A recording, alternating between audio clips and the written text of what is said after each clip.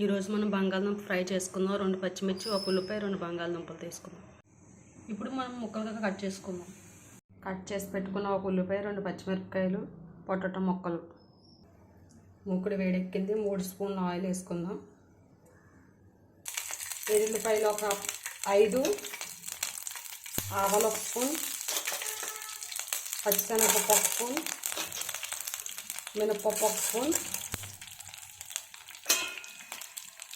కొంచెం జీలకర్ర, కొంచెం కరివేపాకు, 3 ఎండుమిర్చి, కొంచెం పసుపు,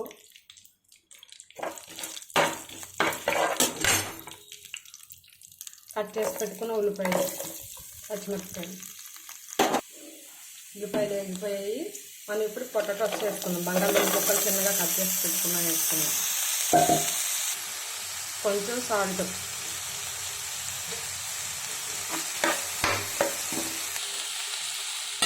కారం, కొంచెం ధనియాల పొడి. పొటాటో ఫ్రై రెడీ అయిపోయింది. స్టవ్ ఆఫ్ చేసేసుకుందాం.